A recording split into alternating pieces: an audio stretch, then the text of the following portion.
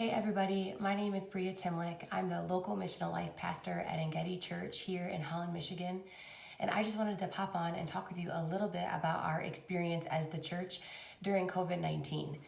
So I remember the weekend that everything was changing and it became clear that the way that we did life wasn't going to be normal, and the way that we acted as the church wasn't probably going to be normal either.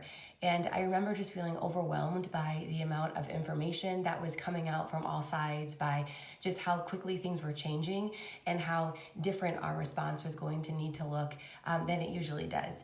You know, we really believe that as the local church, it's our job to understand where there are relevant needs in our city, and also know where there are people who are living life in the margins or who are overlooked. And during COVID-19, it changed the way that we were used to relating to our city and to the needs in our city and to people in our city. I remember feeling just this heaviness of wanting to steward our resources and our people as a church towards places and people that mattered, especially during this time. But I just wasn't really sure how or where to do that. You know, we live in West Michigan, which is an area that is just so resource rich when it comes to compassion. And we celebrate that. There are so many churches, nonprofits, ministries, for-profit organizations even, that care about our city and that want to funnel resources towards our city. And we believe that as a church, it's important for us to come alongside organizations that are already doing good work, to come alongside organizations and people who are already in the trenches with people who are overlooked or living in the margins. This isn't something we want to do on our own necessarily, but we want to work with those in our community who are already doing these good works and support them as we can.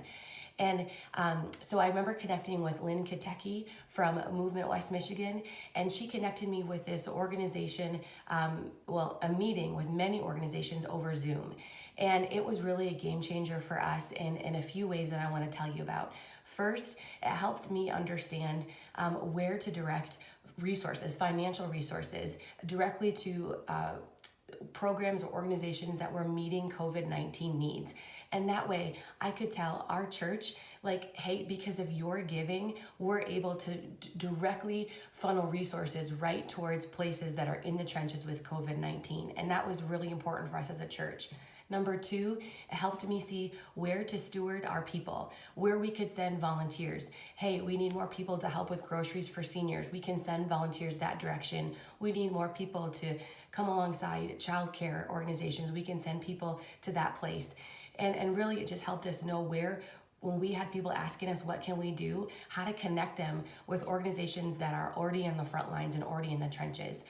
And three, you know, as a church, we really want to be problem solvers in our city. And we know that organizations often come up against barriers or walls. Maybe they don't have enough donations. Maybe they don't have enough people. Maybe they don't have enough resources to do what they need to do.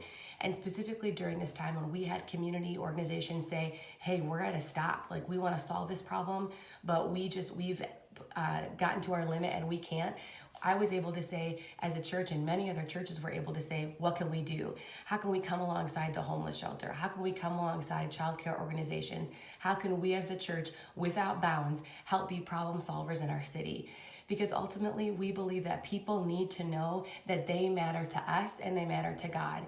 And Jeremiah 29 talks about seeking the peace and prosperity of our cities. And we take that really seriously in regular times and in times of COVID-19. And, you know, we really believe that as a story of destruction and darkness is happening because of this COVID-19 suffering, that God is also writing his own story. And it has to do with the church and playing out his story of the kingdom.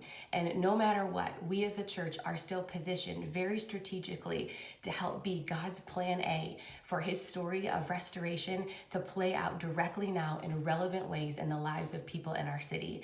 So I would just encourage you, keep staying in there. Don't give up. Keep talking to people around you. Talk to your local partners. Talk to the community. Get into those conversations. Ask how you can help, and then show up to do it. And I think that's who we are as the church during this time.